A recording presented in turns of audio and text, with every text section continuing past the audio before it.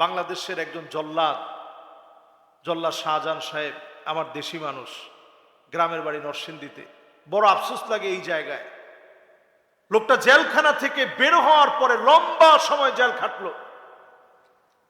আফসোস আমাদের, আমরা মনে হয় দাওয়াত দিতে পারিনি। বিশেষ করে আমি নিজেও দাওয়াত দেওয়া উচিত ছিল আমার জন্য, আমার দেশি মানুষ, কিন্তু এটা অনুভব করি নাই এত তাড়াতাড়ি তিনি চলে যাবেন। সোশ্যাল মিডিয়াতে বের হওয়ার পরে নানা কর্মে সে সরব ছিল, আমরা তার দাওয়াত পৌঁছে দিতে পারি নাই তার কাছে। এই লোকটা যদি বের হওয়ার পরে দিনের কাজ করত, তাবলীগের মেহনতে বের হতো, এই লোকটা যদি তার শেষ সময়টা অন্তত দিনের জন্য একটু সময় দিয়ে যেত, তার চেহারার ভিতরে, আখলাকের ভিতরে একটা পরিবর্তন আসতো। আজকে মরে যাওয়ার পরে মানুষ তাকে স্মরণীয়ভাবে স্মরণ করত, ঠিক কিনা বলে? মানুষের কাছে স্মরণীয় হওয়ার জন্য দুনিয়ার জীবনটাকে একটু একটু করে চিন্তা করেন, কি রেখে যাচ্ছেন আপনি জীবনে। এই দুনিয়ার জীবনে আপনি অনেক কিছু রেখে গেলেন, আখলাক আপনি রেখে যেতে পারেন নাই।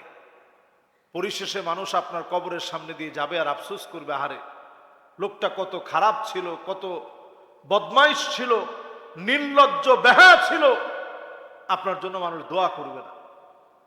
জীবনটাকে গঠন করেন ইবাদতের মধ্য দিয়ে। আমরা সবাই দুনিয়া থেকে চলে যাব, এই যাওয়ার আগে সময়টাকে ইবাদতের মধ্যে কাটান। আখিরুজ জামান, শেষ জামানার এই সময়ে মানুষের ভিতরে যখন কুরুচি বেড়ে যাবে, মানুষের মধ্যে যখন ইবাদতের মানসিকতা কমে যাবে, শিক্ষাঙ্গন যখন শিক্ষাহীন হয়ে পড়বে, প্রত্যেকটা জায়গায় যখন আপনি নৈতিকতার অভাব দেখবেন, দুর্নীতি দেখবেন, এই সময়টা বড় ভয়াবহ কাটবে। এই সময়ের ভিতরে ঈমান রাখা এত কঠিন হবে, আগুন হাতের ভিতরে রাখা যত কঠিন হবে, এর চেয়ে বেশি ঈমান রাখা কঠিন হবে। আল্লাহর হাবিব বললেন, খমসুন, এই সময়ে যারা ঈমান নিয়ে থাকবে 50 জনের সমান মর্যাদা আল্লাহ তাআলা দান করে দিবে। সুবহানাল্লাহ। সাহাবায়ে কেরাম প্রশ্ন করলেন, খমসুনা মিনহুম, 50 জন কি তাদের 50 জনের সমান?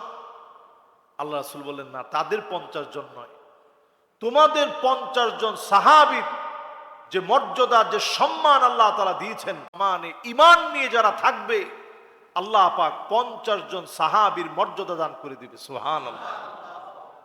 স্বাভাবিক কথা না, সাধারণ কথা নয়। আখিরুজ জামানে ঈমান নিয়ে টিকে থাকা, মানুষ যখন নিজেদেরকে নির্লজ্জ বেহায়া প্রমাণ করার জন্য ব্যস্ত হয়ে পড়েছে, এই সময় একটু আখিরাত নিয়ে ভাবা।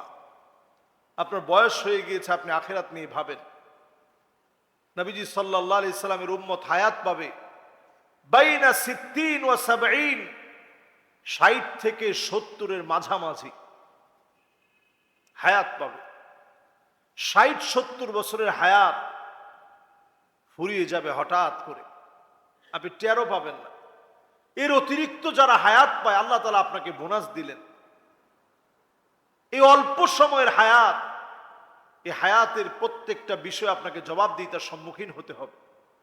লাতুসআলুন্না ইয়াউমাইযিন আনিন নাঈম, যত নিয়ামত আপনি পেয়েছেন সব নিয়ামতের ব্যাপারে জিজ্ঞাসিত হতে হবে।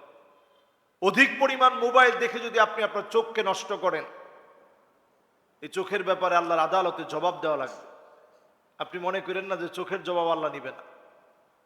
ক্ষতিকর কোন ড্রাগ খেয়ে খেয়ে আপনি আপনার কিডনিটাকে বিকল করে ফেললেন, হার্টটাকে ফেল করে ফেললেন,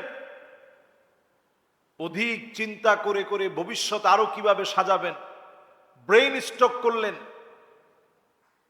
নির্দিষ্ট সময় না ঘুমিয়ে সারা রাত জেগে থাকলেন, সকাল হলে আপনি ঘুমালেন, এরকম অভ্যাস করে করে আপনি আপনার শরীরটাকে নষ্ট করলেন। এরকম যারা করবেন আল্লাহর আদালতে জিজ্ঞাসিত হতে হবে। এই সব দিয়েছেন কে? সুস্থ সুন্দরভাবে আপনাকে আল্লাহ তাআলা বানিয়েছেন। এই সব ব্যাপারে আল্লাহর কাছে জিজ্ঞাসিত হতে হবে। আল্লাহর আদালতে সেদিন সম্মানিত হবে আল্লাহর এমন কিছু গোলাম, দুনিয়ার জীবনে যারা নিজেদেরকে ব্যতিক্রম বানিয়েছে, التائبون العابدون الحامدون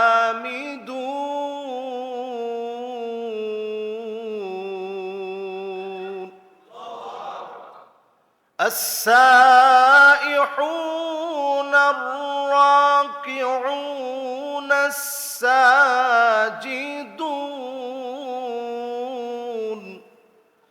الآمرون بالمعروف والناهون عن المنكر والحافظون لحدود الله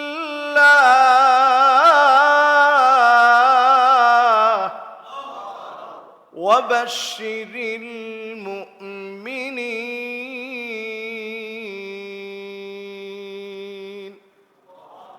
শুভ সংবাদ পাবে আল্লাহর পক্ষ থেকে কারা?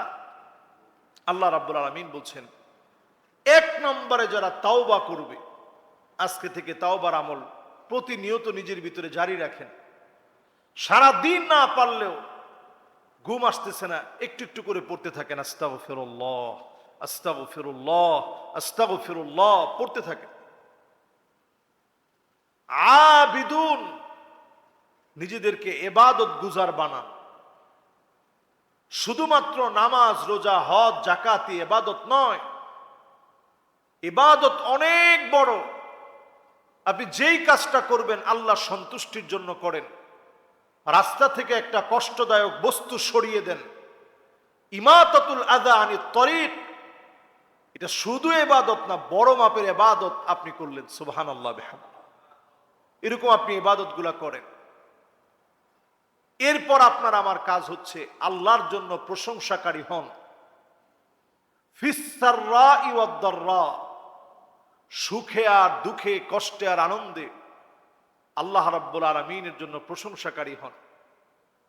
সুখে দুঃখে যদি প্রশংসা করতে শিখেন, আল্লাহর জান্নাতের অন্য কোনো কাতারে নয়, 120 কাতারের ভিতরে জান্নাতের প্রথম কাতারের মেহমান আল্লাহ আপনাকে বানায় দিবে। সুবহানাল্লাহ। এরপর আপনার আমার আমল হচ্ছে আস-সাইহুন, রোজা রাখবেন। আল্লাহর জন্য রোজা রাখা শিখেন। এই যে এখন যে সময়টাতে আমরা আছি, সোমবার বৃহস্পতিবারে রোজা রাখার চেষ্টা করেন। আরবি মাসসমূহের মধ্য থেকে প্রত্যেক মাসে 13, 14, 15তে রোজা রাখার চেষ্টা করেন। এরপর আপনার আমার আমল হচ্ছে আর রাকিউন আস-সাজিদুন,